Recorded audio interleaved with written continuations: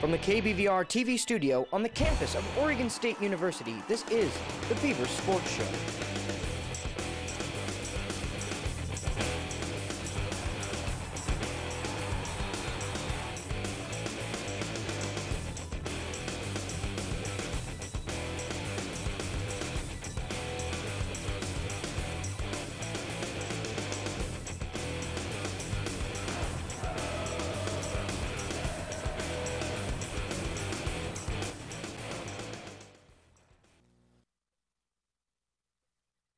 Welcome back, Beaver Nation, to another episode of the Beaver Sports Show. The baseball team took their talents to Seattle, Washington this past weekend to take on the University of Washington Huskies, with Game 1 being played at Safeco Field. And the softball team ended their regular season with a series against the University of Washington at the OSU softball complex.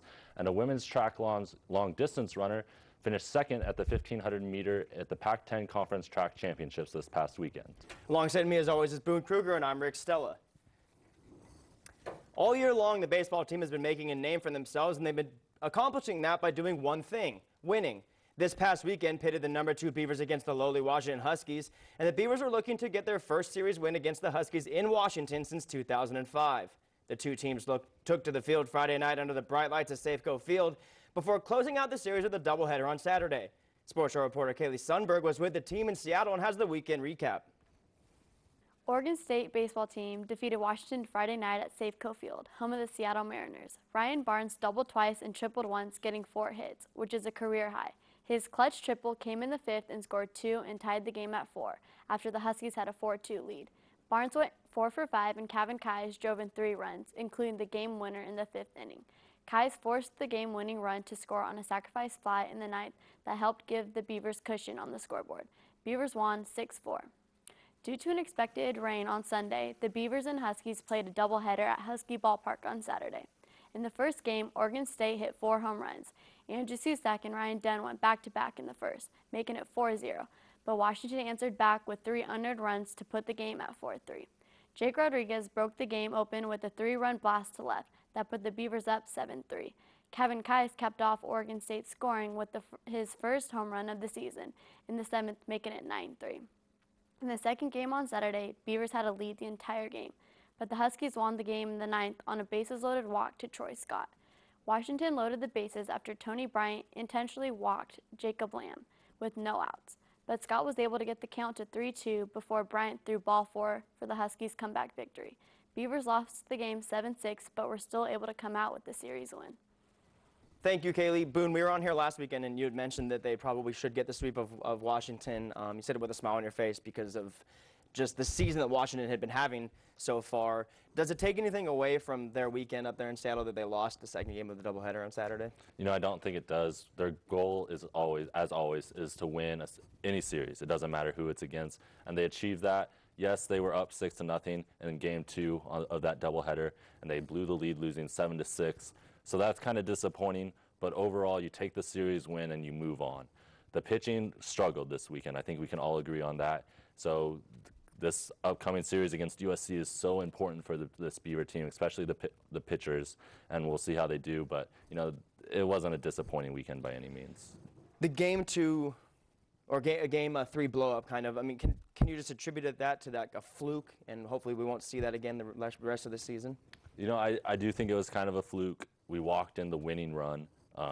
We had that 6-0 lead and after the first 3 innings, and just the entire weekend the pitchers, they just struggled. And it was from Sam Gaviglio, our ace, to Josh Osich, and Ben Wetzler even struggled a little bit. So, you know, really these guys, they just have to regroup and go on to the next series against the USC. And facing a USC team who took, you know, 2 of 3 against Arizona State this past weekend to help pad our lead over Arizona State, how tough is USC going to be this weekend, or is it going to help the Beavers to come home and kind of play in front of their home crowd here at Goss? You know, I think it will really help OSU to be at home again at Goss Stadium in the friendly confines. USC, like any Pac-10 team, is a talented team. We saw what Washington did to us. They came back. They gave us fits pitching, and they're a good team, even though their record hasn't been that great this year. USC is the same kind of team. They're 20-27 overall, 10-11 in conference play, but they did get that series win against Arizona State last weekend. So this team has a lot of momentum, and they're playing the #2 team in the nation in OSU. So they're going to come ready to play, and OSU has to be ready. Sam Gavilio, he can't have that same kind of performance that he had last Saturday at Seattle, and because the Beavers will get rocked on Friday if he does that again. Andrew Susak seemed to kind of find his bat in Seattle this past weekend, and he seems to be, what to most fans, 100% healthy. Is he really going to help out and contribute the rest of the way down? Definitely. I think the OSU offense is hitting their stride. They had 4 home runs in Game 1 on Saturday, and they really, Andrew Susak has just been playing outstanding since he came back, going back to his first game back against Portland. He hasn't missed a beat, it seems like, and just having him back, Jake Rodriguez also hit a home run. All the guys, the offense really is clicking on all cylinders right now. It's just the pitching needs to step back up, and I think they'll do that against USC. USC offensively isn't as dangerous as kind of OSU is. They have the same batting average overall, but far less home runs, far less doubles. So OSU will be all right, I think, this weekend against the Trojans. A stat that jumps out to me here on the page is that their team ERA is almost 2 full runs higher than Oregon State's, and we have a pretty, what you could call maybe a prolific offense here at Oregon State. Are we going to be able to jump on them early? And they don't really have a definitive ace on their squad, so are we going to be able to jump on them early and just kind of put them away? I hope we can. The last weekend against Arizona State, they did a really good job pitching. One of their pitchers had a complete game. Another pitcher only pitched a 3-hitter. So they really had a great weekend. And so this USC team is coming in to Goss Stadium with a lot of confidence, a lot of momentum, and they're feeling good about themselves. And any team would. If you get a series win against Arizona State, and that just feels outstanding because Arizona State has just dominated the Pac-10 for so long.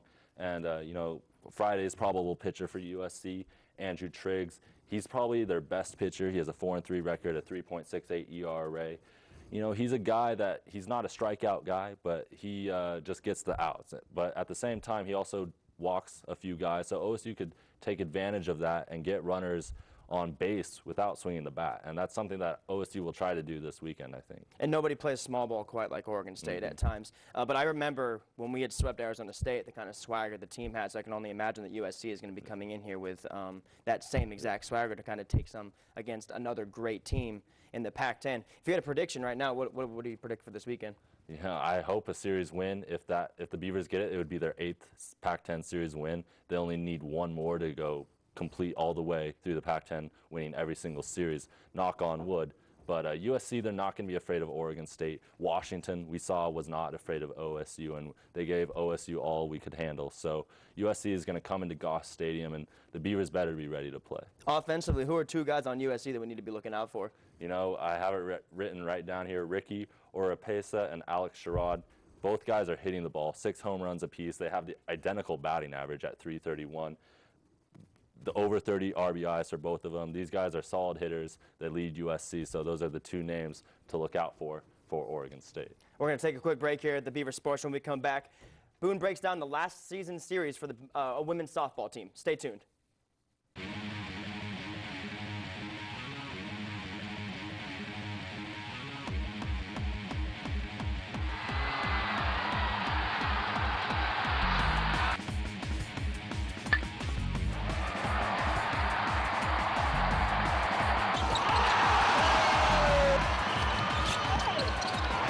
The wrestling team got back to their winning ways. So what's next for Calvin Haynes? Where we show the world watching the Beaver Sports Show on KBVR. The softball team closed out their season with a 3-game series against their Pacific Northwest rival, the University of Washington. And what certainly has been a disappointing season for the Beavers continued this past weekend as they dropped 2 of the 3 games to the Huskies. On Friday, OSU pitcher Paige Hall was able to get out of jams in the first 3 innings, but in the 4th inning, the Huskies finally got on the board with 4 unearned runs on 4 hits to go along with 2 Oregon State errors. Hall ended up pitching only 4 innings, giving up 6 hits and allowing no earned runs and striking out 6 batters. The Huskies were able to hold off the Beavers and win Friday's opener with a final score of 6-1. On Saturday, there must have been something in the air at the OSU softball complex as the Beavers were able to end their 14-game losing streak and beat the 14th-ranked Huskies 4-3.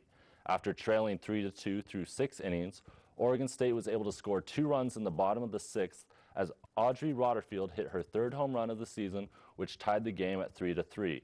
The Beavers then loaded the bases with 2 outs, and pinch hitter Paige Hall was able to draw a walk after 8 pitches, making the score 4-3 in favor of the Beavers. After getting their first win since April 8th, the Beavers went into Sunday's rubber match with a sense of renewed enthusiasm. Unfortunately, and what has been the case many times this year, the Beavers fell once again in heartbreaking fashion as they were unable to hold their lead late in the game yet again. Going into the top of the 7th inning, the Beavers had built a 4-1 lead over the Huskies with strong games from senior Audrey Rotterfield, Leah Cavastani, and McKenna Lowe. In the top of the 7th, the Huskies were able to load the bases with no outs. OSU was then able to get the force out at home for the first out of the inning. The Huskies then got on board when OSU pitcher Tina Andriana hit the next batter, making the score 4-2. Washington's Nikki Williams then doubled over the left fielder's head, clearing the bases and giving the Huskies the 5-4 lead. On the year, Oregon State finished with an overall record of 19-28 and 2-19 in Pac-10 play. Thanks, Boon. This past weekend, the women's track team traveled to Tucson, Arizona for the Pac-10 Outdoor Track and Field Championships. Laura Carlisle was the star attraction for Oregon State as she competed in the 1,500-meter race and found herself on the podium after finals. Sports reporter Derek Sproul has more on this sports news update. On the final day of competition at the Pac-10 Outdoor Track and Field Championships this past weekend in Tucson, Arizona, OSU's Laura Carlisle finished second in the 1,500-meter finals with a time of 4 minutes 20.98 seconds, which is just over 2 seconds off her school record, the time that she set earlier this year. Her second place finish earned Oregon State 8 points for the championship. Krista Stengel finished 11th in the event with a time of 4 minutes 49.16 seconds. Haley Ovison ran a time of 16 minutes 25.64 seconds in the finals of the 5,000 meter after coming into the championships with the 16th best time of the entries for the event. With her 5th place finish, she earned 4 points, giving the Beavers 12 points, which are the most of all Pac-10 championships since the program was reestablished in 2004. Jennifer Macias and Abby Chesmet finished 18th and 28th respectively in the 5,000. Next up for the Beavers will be the NCAA West preliminary rounds, May 26th through the 28th at historic Hayward Field in Eugene. Back to you guys. The men's golf team secured its 5th straight trip to the NCAA Men's Golf Regional Championships a few weeks back thanks to an impressive second-place finish by Alex Moore at the Pac-10 Championships. The golf team heads to Tucson, Arizona this weekend, seeded 8th, and feel confident about their chances in the tournament. Coach John Rehorn iterated that if the team just plays their best, they can beat anyone in their region. A tall task for a young golf team, but it could be just the motivation they need to stun the group. The 3-day 54-hole tournament starts this weekend in Tucson as the Beavers try to become the first ever OSU golf team to go to nationals for 2 consecutive years. Good luck from all of us here at the Beaver Sports Show. With the end of spring term nearing for Oregon State students, the same can be said for many of Oregon State's varsity spring sports. The men's rowing team traveled to Gold River, California to take part in the Pac-10 Rowing Championships this past weekend held at the Sacramento State Aquatic Center. With more on the men's rowing team, here's Sports Show reporter Shelby Anderson. Sunday morning, the Oregon State men's rowing team took to the waters of Lake Natoma at the Sacramento State Aquatic Center for the Pac-10 Championships. The Beavers' freshman 8 ended the opening race with a strong 3rd-place finish and a time of 6 minutes and 13.5 seconds. The varsity 4 were up next, and again the Beavers came in 3rd with a time of 6 minutes and 57.9 seconds. The junior varsity 8 trailed early in their race, but were able to come back and grab a 4th-place finish and a time of 6 minutes and 10.7 seconds. Finally, in the varsity 8 race, the Beavers were hoping to come in one of the top 3 spots for an automatic bid to nationals, but came up just short, finishing 4th with a time of 6 minutes and 2.3 seconds. Oregon State took 3rd as a team for the tournament, and the varsity 8 must now wait for the at-large selections to see if they will be competing at the Intercollegiate Rowing Association National Championships in Camden, New Jersey, May 30th through June 2nd. Thanks, guys. Oregon State football legend Bill Enyart was elected to the College Football Hall of Fame this past Tuesday. Enyart played for the Orange and Black from 1966 to 1968. The fullback for OSU was a first-team All-American in 1968 as he rushed for just over 1,300 yards and scored 17 touchdowns. He was also a 2-time first-team All-Conference selection in 1967 and 68. Congratulations, Bill Enyart. This weekend on May 22nd at 7:30 p.m., Reser Stadium is holding their annual Reser Stadium Movie Night to help fund the community outreach fundraiser to help low-income, homeless, and unemployed men, women, and families in the Mid-Willamette region. So if you guys can make it out to that movie night there and bring canned food, boxes of cereal, whatever you can, help them out, that'd be great. I know a lot of student athletes around campus have banded together to kind of do this outreach program, and it helps the families around the Willamette Valley. Definitely a good cause. And well, that's all the time we have for you tonight. On behalf of Rick, Stella, and everyone here at the Beaver Sports Show, I'm Boon Kruger, and we'll see you back here next week.